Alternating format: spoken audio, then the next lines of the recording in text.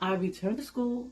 I earned my GED. I earned my bachelor's degree and my master's. I became a social worker. I became, a life and health insurance broker and author, and now a content creator. I am a grandmother and a great grandmother, and perhaps you can find yourself of one of those titles that I shared with you. But the greatest restoration wasn't my career, it was my identity. God helped me remember who I was, sis.